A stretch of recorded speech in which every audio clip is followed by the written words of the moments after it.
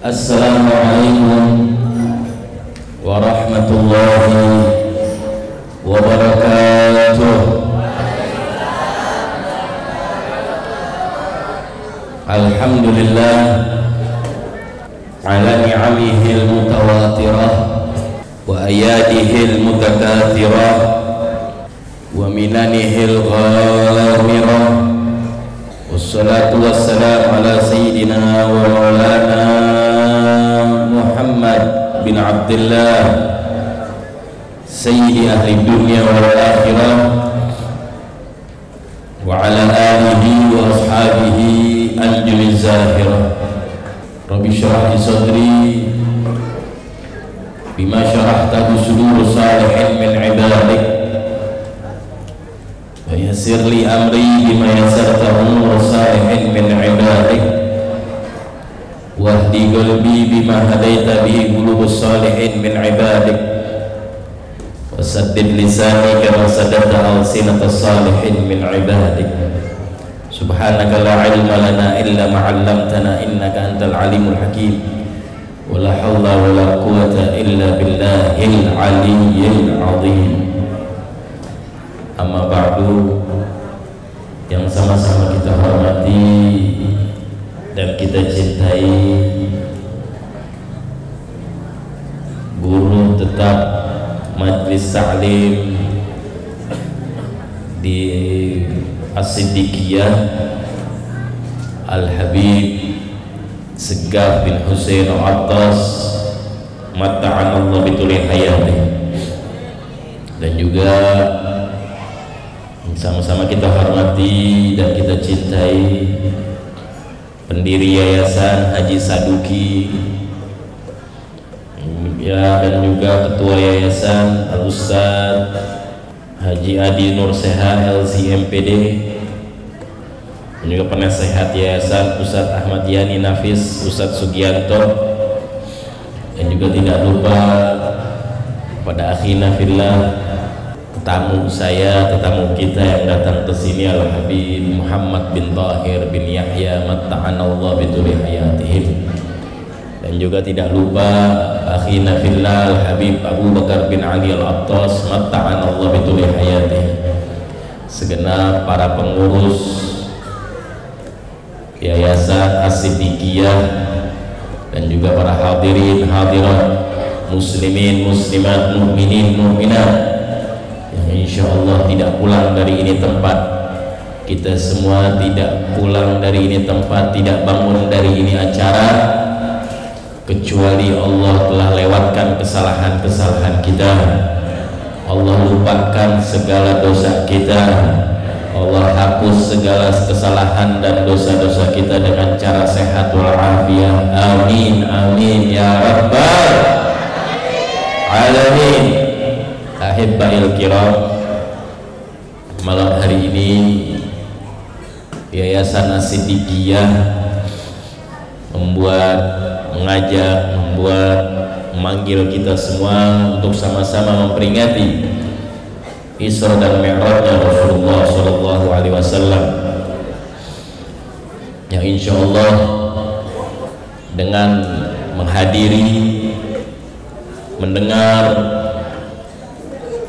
apa itu kisah-kisah Isra dan Mi'raj, walaupun hanya cuplikan demi cuplikan, kita niatkan malam hari ini semoga kita mendapatkan kebahagiaan demi kebahagiaan dan berbagai kebahagiaan, seperti manakalanya bahagianya Rasulullah SAW di malam 27 Rajab 1400 tahun yang lalu, 1400 lebih tahun yang lalu, Nabi kita Muhammad SAW mendapat puncak kenikmatan, puncak kebahagiaan dari Allah, sehingga beliau ra'a rabbahu, sehingga beliau Rasulullah SAW bertatapan langsung dengan Allah Subhanahu wa ta'ala wa ta'alat azamatuh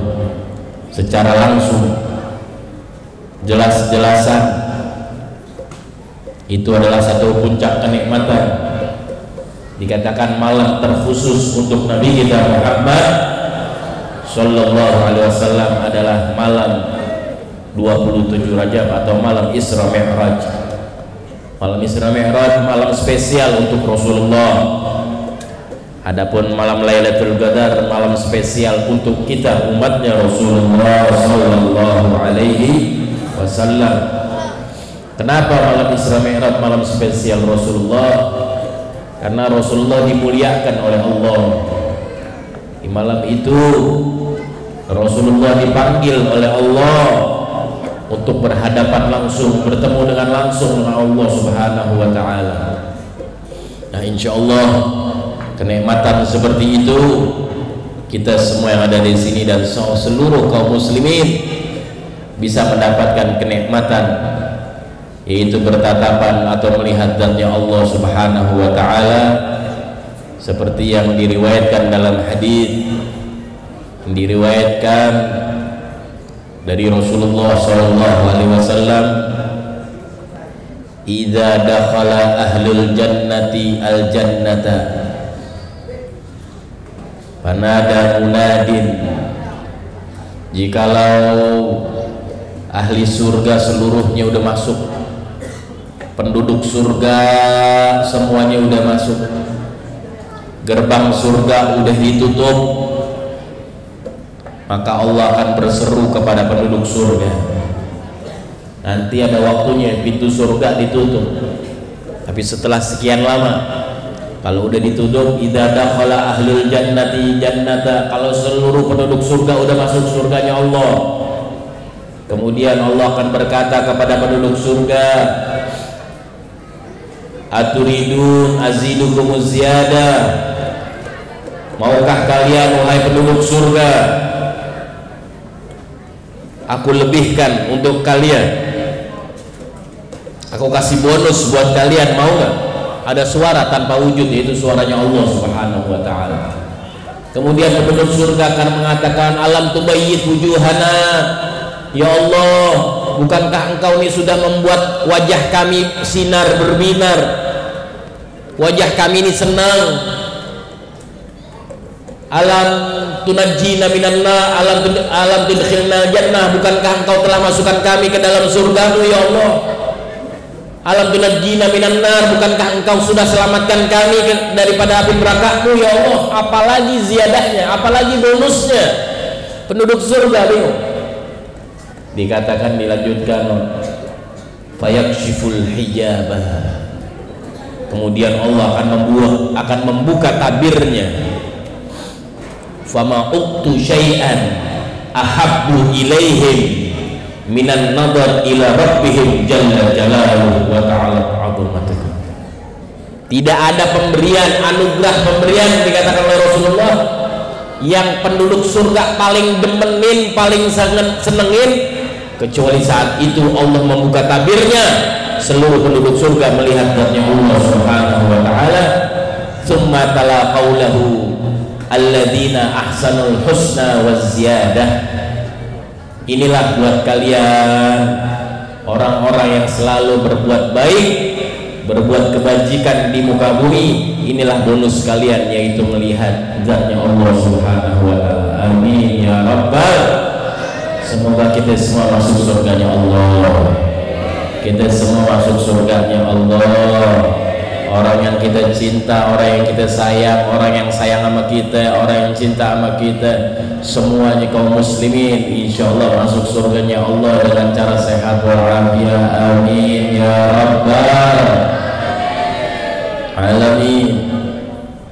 An-Nabi sallallahu alaihi wasallam ketika Isra memang melihat ada satu kaum, ada dua kelompok. Kelompok satu, mereka serba putih pakaiannya, wajahnya putih, kulitnya putih. Satu lagi dilihat kelompok agak kecoklat-coklatan. Ditanya oleh Rasulullah, apa itu wahai Jibril? Dikatakan, inilah mereka dua kaum kelompok dari umatmu di kalangan manusia yang mereka serba putih, mereka menjalankan ketaatan kepada Allah yang begitu sempurna, tidak didondai dengan dosa, dengan kesalahan. Tapi yang mereka yang masih agak coklat, mereka memiliki sedikit kesalahan. Tapi ada kabar baiknya. Kabar baiknya dikatakan yang mereka masih agak kecoklatan, masuk ke dalam sungai, keluar lagi, masuk ke dalam sungai, keluar lagi, sehingga bersih lagi mereka. Kata malaikat Jibril, merekalah yang membuat kesalahan, berbuat kesalahan sedikit demi sedikit, tetapi mereka segera dalam bertobat kepada Allah, dan Allah bersihkan mereka saat itu juga. Wa kullan wa'adallahul husna wa ziyadah. Mereka semuanya diberikan kebaikan dari Allah Subhanahu wa taala, dan mereka akhirnya dilebihkan oleh Allah Subhanahu wa taala. Nah, peringatan-peringatan seperti ini, Isra Mi'rajnya Rasulullah, gunanya buat kita apa sih? Gunanya biar kita ngerti, biar kita ingat Nabi Muhammad ini di malam 27 Rajab dimuliakan oleh Allah sebegitu hingganya, yang mana kedudukan tersebut tidak didapati oleh Nabi atau Rasul manapun. Biar kita selalu ingat ulama-ulama kita, orang-orang tua kita, pendahulu kita, dari tahun ke tahun kok Isra Mi'raj diperingatin aja. Ini biar kita ingat, biar kita engah bahwa Rasulullah mendapatkan kedudukan yang amat tertinggi, yang tidak bisa digapai oleh siapapun. Yang seperti dikatakan oleh Al-Imam Busiri, saraita min haramin lailan ila haramin kama sarul badru fid daji minadz zulami wa bitta tarqa ila anilta manzilatan min qabi qausaini lam tudrak wa lam turami. Al-Imam Busiri mengatakan di dalam syairnya, engkau telah berjalan di malam hari ya Rasulullah dari tempat yang dimuliakan oleh Allah, yaitu Masjidil Haram sampai ke Masjidil Aqsa, min haramin ila haramin, dari tempat yang dimuliakan ke tempat yang dimuliakan oleh Allah. Dan engkau naik malam itu juga, engkau bermalam, engkau naik ila anilta manzilatan, sehingga kau memperoleh kedudukan min qawbi qausaini, kedudukan yang amat dekat, sangatlah dekat kepada Allah, lam tudrak wa lam turami, yang tidak bisa digapai, nggak bisa dicari, nggak bisa diangan-angan, nggak bisa diimpiin sama siapapun. Nabi Musa pengen ngelihat Allah harus minta, itu pun udah minta nggak dikasih lihat langsung oleh Allah. Nabi Musa disuruh melihat gunung, tapi Nabi kita Muhammad malam hari itu tanpa minta, tapi Nabi Muhammad diundang oleh Allah.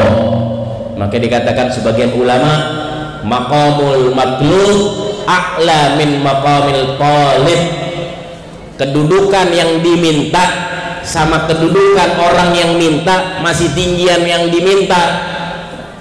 Nabi Muhammad malam hari itu Isra Mi'raj nggak tahu, nggak ada bocoran dari Rasulullah, dari malaikat Jibril, tidak ada bocoran sama sekali. Nabi Muhammad malam itu malam 27 Rajab, apakah tahu sore harinya malam nanti akan bertemu dengan Allah? Tidak.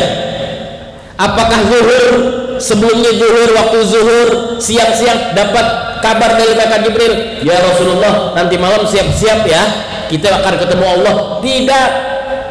Maghrib lagi, maghrib Nabi Muhammad nggak dapat bocoran, nggak tahu malam itu bakal Isra Mi'raj.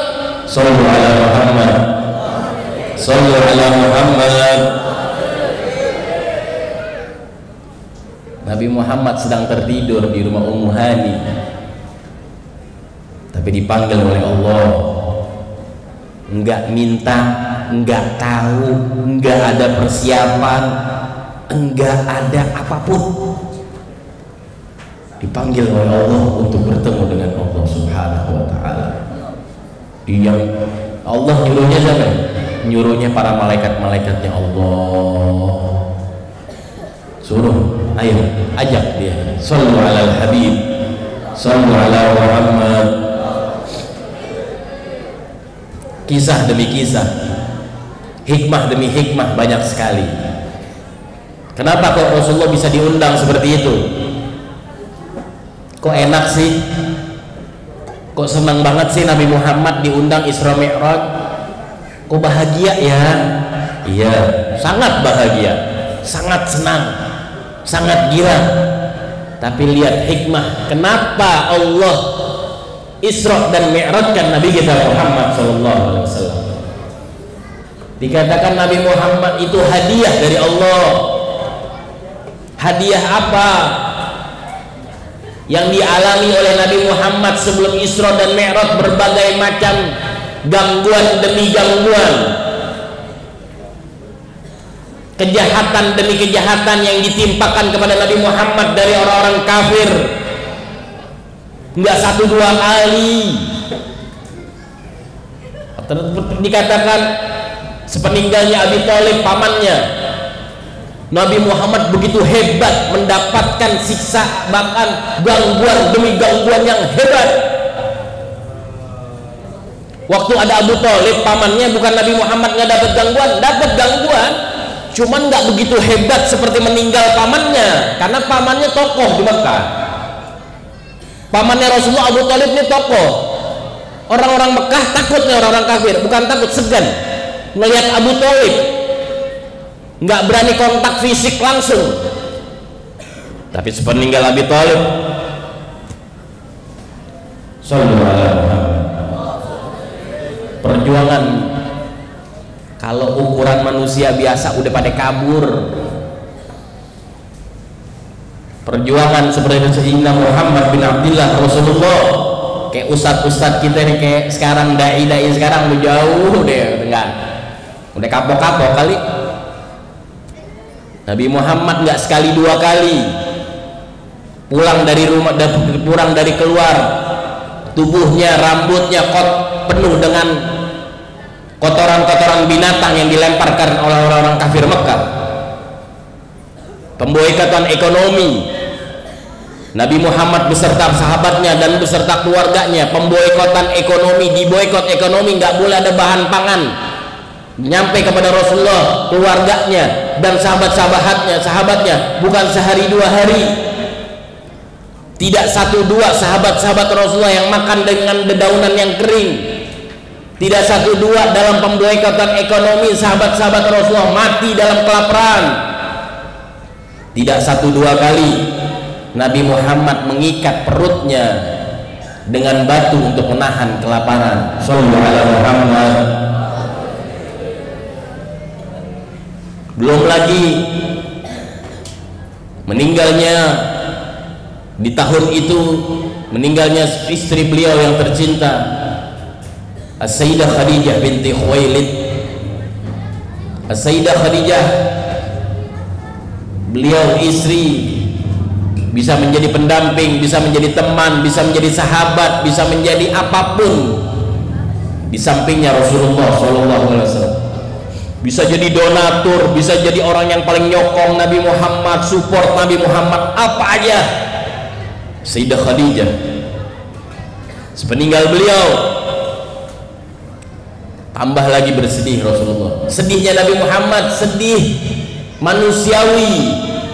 Sedihnya Nabi Muhammad nggak kayak kita galau naruh status, nggak mau sholat berjamaah. Kalau kita sedih dikit-dikit naruh status. Nabi Muhammad sedih nggak naruh status. Jelas. Nabi Muhammad sedih terus nggak ninggalin sholat berjamaah, nggak baca Al-Quran lagi, nggak baca zikir lagi, enggak, ibadah terus. Makanya beda, status sedihnya beda Nabi Muhammad sama kita, jangan kita samain. Sepeninggal Siti Khadijah, Rasulullah punya harapan untuk pergi ke Taif. Kenapa? Karena di Mekah beliau diusir. Beliau keluar rumah aja nih banyak banget orang usil. Yang bikin lubang ditutupin pakai daun atau pakai apa, entar Nabi Muhammad biar nyeblos, biar jatuh. Ada aja. Nabi Muhammad mau sholat di depan Ka'bah, ditaruh ari-ari onta, ditaruh kotor, apa aja. Ntar ada yang ngedorong mau masuk Ka'bah, didorong depan pintu Ka'bah Rasulullah SAW. Beliau punya harapan untuk dakwah ke Taif, ngajak orang-orang yang di Taif agar supaya masuk Islam, beriman kepada Allah. Beliau berjalan dengan sahabatnya yang dikatakan Muhammad bin Zaid bin Harithah. Berdua, nggak pakai kawalan, nggak pakai arak-arakan, nggak pakai patwal, enggak. 130 sampai 150 kilo jarak dari kota Mekah sampai ke Taif. Jalan kaki berdua dengan sahabatnya Muhammad bin Zaid bin Harithah. Siapa ini sahabat? Anak muda kala itu, bukan orang tua. Muhammad bin Zaid bin Harithah bukan orang tua, anak muda. Bahkan dikatakan oleh ulama sekitaran Rasulullah SAW, Nabi Muhammad meninggal itu para sahabat umumnya kisaran umur 18 sampai 32 tahun. Survei para ulama, meninggalnya Nabi Muhammad umur 63. Ini sahabat-sahabat disurvei rata-rata umur berapa sih meninggalnya Nabi Muhammad? Umur 18 sampai 32. Jadi cuma segit meninggalnya Nabi Muhammad, berarti perang Badar, perang Uhud, perang Anu itu sahabat-sahabat masih umur 17 tahun, masih umur 18 tahun. Nabi Muhammad meninggal, Sayyidina Abdullah bin Umar bin Khattab umurnya berapa? 21 tahun. Rasulullah SAW meninggal, Sayyidina Abdullah bin Abbas umur berapa? 21 sampai 22 tahun. Waktu Rasulullah meninggal, Sayyidina Abdullah bin Maktum umur 23 tahun. Meninggalnya Nabi Muhammad. Berarti peperangan demi peperangan umur berapa mereka? Sallallahu alaihi wasallam. Anak-anak muda di kawasan Nabi Muhammad. Beliau berjalan ke Taif berdua. Begitu sampai kota Taif, dilihat halayak ramai penduduk Taif. Mendekatlah Rasulullah, sampai tengah-tengah mereka membagi dua. Masuklah Rasulullah dengan Muhammad bin Zaid bin Harithah. Saat itu juga bukan yang diterima oleh Rasulullah SAW pelukan hangat, bukan yang diterima dari Rasulullah SAW kepada Rasulullah senyuman yang hangat, bukan yang diterima oleh Rasulullah pujian-pujian yang indah, akan tetapi pukulan demi pukulan, lemparan demi lemparan, cacian demi cacian, hinaan demi hinaan. Rasulullah dikepung, dikeroyok satu kota. Sallallahu alaihi Muhammad.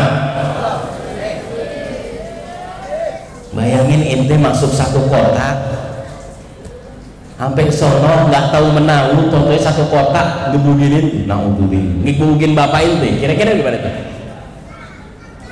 Ente punya bapak ustadz, punya bapak kiai, bapak ente masuk ke satu kota, baru sampai situ digebugin tuh.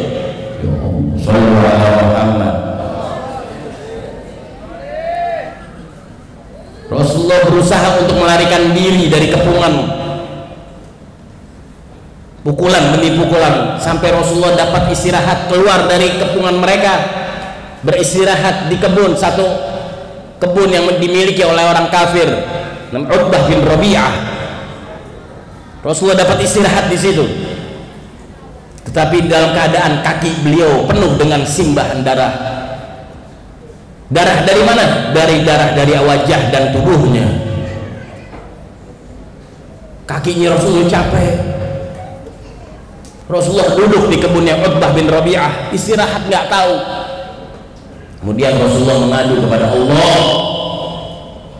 Di dalam doa tersebut, Allahumma ashku ilaika du'fa quwwati wa qillat hilati wa hawani 'alan nas. Ya Allah, aku mengadu kepada Engkau ya Allah dalam keadaan istirahat, baru dikejar-kejar, baru dikepung, baru dipukulin, baru dilempar, darah masih segar. Aku mengadu kepada Engkau ya Allah kelemahannya kemampuanku dalam berdakwah. Jalan keluarku ini gak ada jalan keluar, aku sedang dikepung. Aku tidak ada jalan keluar, mau gimana nih? Aku di Mekah diusir, di sini dikepung, di sini aku dilemparin. Di Mekah aku tidak ada yang terima. Shallu ala Muhammad, shallu ala Muhammad, shallu ala Muhammad. Yang terakhir Nabi Muhammad mengatakan wahawani 'alan nas, dan hinanya aku ya Allah di hadapan mereka para manusia, para umat-umatku. Aku hina sekali ya Allah, aku nggak mampu, aku lemah. Dikatakan oleh para ulama, sebab Nabi Muhammad mengatakan wahawani 'alan nas, hinanya aku di hadapan mereka, sebab itu Allah menghadiahkan Nabi kita Muhammad Isra dan Mi'rajnya Rasulullah SAW untuk menunjukkan kepada seluruh manusia, kepada seluruh makhluk, kepada seluruh nabi, kepada seluruh siapapun yang Allah ciptakan, bahwa Nabi kita Muhammad manusia termulia, tidak ada yang bisa menandingi Nabi kita Muhammad SAW. Sebab cuman ngucapin wahawani 'alan nas, aku hina ya Allah di hadapan, diangkat sama Allah, enggak tanggung diangkatnya. Mau nabi mau rasul mimpi lagi, minta lagi, ngerong-ngerong kayak mendapatkan kedudukan Nabi kita Muhammad, mereka tidak ada yang memperolehnya. Sallu alal habib, sallu alal habib. Ahibba'il kiram, sebab itu Nabi Muhammad diangkat derajat oleh Allah Subhanahu wa ta'ala. Kisah demi kisah, hikmah demi hikmah luar biasa yang didapati, yang disaksikan oleh Nabi kita Muhammad sallallahu alaihi wasallam. Ada beberapa pelajaran atau pendidikan tentang Isra dan Mi'raj, cuman panjang. Kalau mau kita pretelin detailkan satu-satu kepanjangan. Udah 11:30. Takutnya kebuli jadi ringginang. Ya, apalagi habis hujan. Yang jelas, yang pertama sedikit cuplikan aja bahwa apa sih? Ketika Nabi Muhammad Isra menuju Baitul Maqdis, Nabi Muhammad disuruh sholat di tiga tempat. Nabi Muhammad disuruh sholat di satu tempat, satu wilayah yang akhirnya itu menjadi kota hijrahnya Rasulullah, yaitu kota Madinah. Ada lagi tempat Nabi Muhammad disuruh sholat 2 rakaat, yang itu dahulu Nabi Musa pernah minta untuk ketemu Allah di Bukit Sina, di Tur Sina. Disuruh Nabi Muhammad disuruh sholat 2 rakaat. Ada lagi di Baitul Maqdis, Nabi Muhammad disuruh sholat di Baitul Maqdis. Gunanya apa nih sholat? Kalau kita teliti, gunanya buat apa? Nabi Muhammad kan Isra Mi'raj mau ketemu Allah, betul? Apa gunanya nih lagi Isra kok disuruh sholat 2 rakaat di tempat-tempat yang beda? Dikatakan oleh ulama untuk bertabarruk, mengambil keberkahan, biar ada hubungan keberkahan satu sama lain. Sholat di tempat Nabi Allah Musa waktu ingin melihat Allah, sholat di situ biar mendapatkan keberkahan oleh pendahulu-pendahulunya. Jadi artinya apa? At-tabarruk atau bertabarruk termasuk syariat Islam. Perlunya apa sholat 2 rakaat? Apa? Kalau sekarang itu bid'ah, sholat di tempat berkah, ada. Na'udzubillah. Nabi Muhammad disuruh sholat, gunanya apa? Orang mau ketemu Allah kok suruh sholat dulu, untuk mempelajari kepada kita, kasih pendidikan kepada umatnya adanya tabarruk, mengambil keberkahan. Dan mereka orang-orang yang pertama kali mengambil keberkahan dari Nabi kita Muhammad adalah para sahabat-sahabatnya Rasulullah Shallallahu Alaihi Wasallam. Sahabatnya Nabi Muhammad yang bertabaruk, nggak dikata bid'ah, enggak. Ummu Sulaim, cerita yang udah populer di mana-mana, mungkin kita sering dengar. Seorang wanita, ketika itu Nabi Muhammad sedang tidur di siang hari, panas terik, sehingga menetes dari tubuh yang mulianya Nabi Muhammad keringatnya Rasulullah. Ummu Sulaim melihat seperti itu.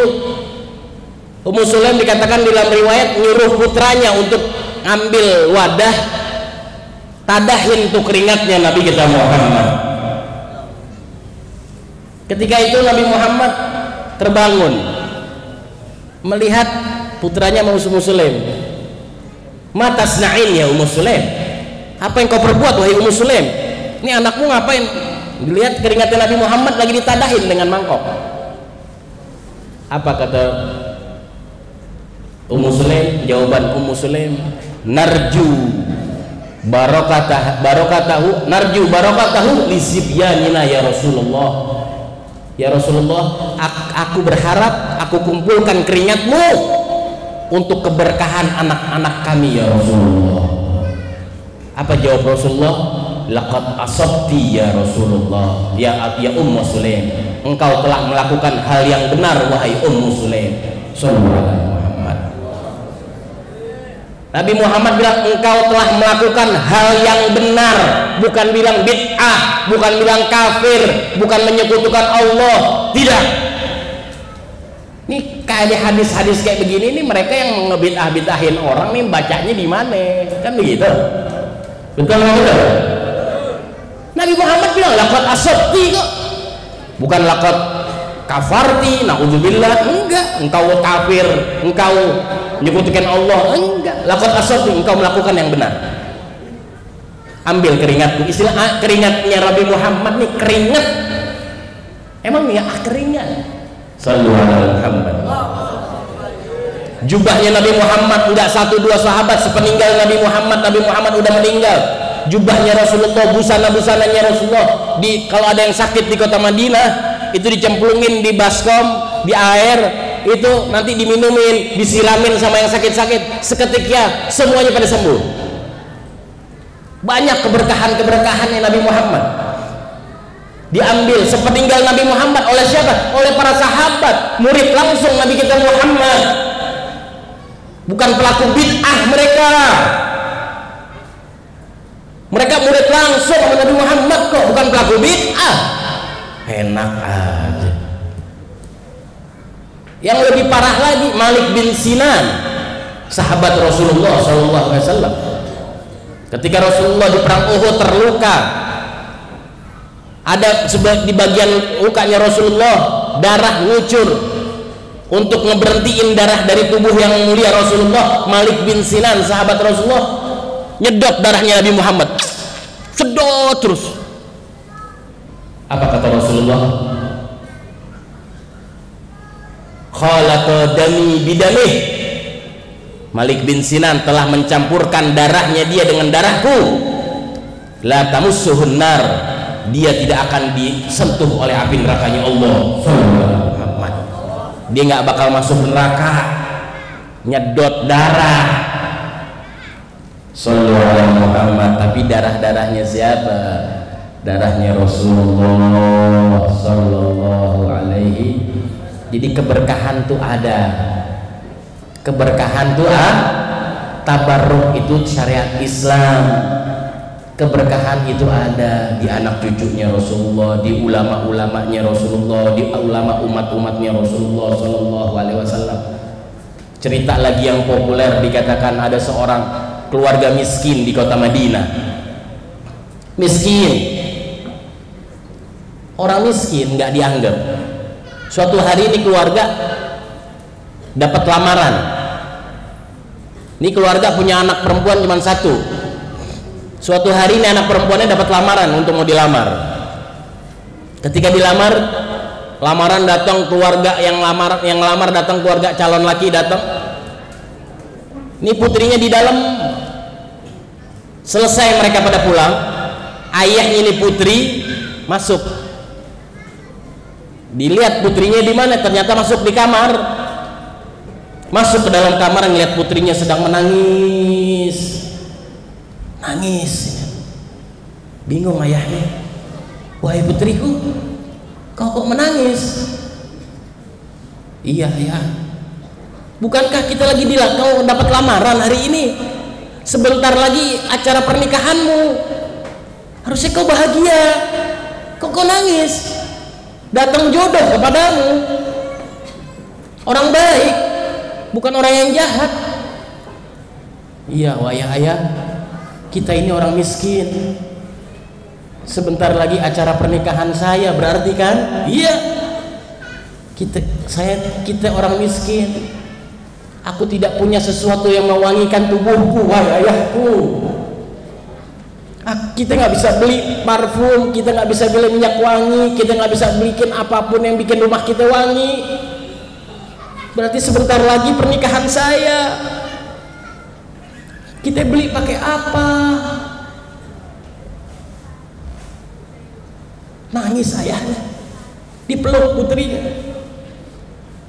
Sebentar, wahai anakku, aku akan mendatangi Rasulullah SAW.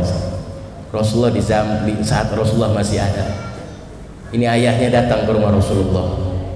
Ya Rasulullah, di waktu siang hari panas. Kaget Rasulullah melihat ini orang. Kenapa kau datang? Tadi keluarga kami baru dapat lamaran, putri kami dapat lamaran. Tapi setelah lamaran putri saya, dia masuk kamar ya Rasulullah. Dia nangis ya Rasulullah. Apa yang dia nangiskan? Dia bilang kita keluarga miskin, kita nggak mampu beli sesuatu yang mengharumkan tubuhnya ataupun rumah kita ya Rasulullah. Kami orang nggak punya ya Rasulullah, bantu kami ya Rasulullah. Apa kata Rasulullah? Tunggu sebentar. Rasulullah memerintahkan untuk mengambilkan mangkok. Saat itu juga Rasulullah sedang berkeringat karena panas. Ditadahin sendiri oleh Rasulullah keringat yang mulia Nabi kita Muhammad. Sampai dapat kasih ke putrimu, taruh di kamarnya dia. Jadikan ini wewangian untuk putrimu dan untuk rumahmu. Sallallahu alaihi Muhammad. Dibawa ini orang, keringatnya Nabi kita Muhammad ditaruh di rumahnya, sehingga rumah tersebut terkenal di kota Madinah, Baitul Mutayyibin, rumah terwangi yang ada di kota Madinah. Sebab apa? Nyimpan keringatnya Nabi kita Muhammad. Apakah bid'ah itu? Apakah menyebutkan Allah itu? Na'udzubillah. Insyaallah apa yang kita dengar, apa yang kita tahu bermanfaat untuk kita. Ya, Isra dan Mi'raj banyak sekali hikmah-hikmahnya. Yang jelas yang pertama bertabaruk, yang kedua hukum sholat. Sholat jangan ditinggal. Hati-hati ya, karena sholat itu ujung-ujungnya hadiah buat kita. Sholat itu hadiah apa? Sarana buat kita biar komunikasi kepada Allah secara langsung. Nabi Muhammad udah dekat berhadapan dengan Allah. Nah, Allah ngasih sholat 5 waktu biar apa? Biar kita punya sarana komunikasi langsung kepada Allah. Maka hati-hati. Ada hadis mengatakan man taraka salatan wahidatan kutiba ismuhu ala babi jahannam fulan bin fulan wajaba dukhulun nar. Barang siapa yang ninggalin satu sholat, bukan satu hari, satu sholat, maka Allah memerintahkan untuk mencatat namanya itu orang yang meninggalkan satu sholat, untuk tulis namanya dia di atas pintu nerakanya Allah. Fulan bin fulan wajib masuk nerakanya Allah. Hati-hati. Sholat hak pribadinya Allah, hak privasinya Allah, hak zatnya Allah. Di situ hadiah buat kita yang tersirat dari situ, biar kita punya sarana komunikasi langsung.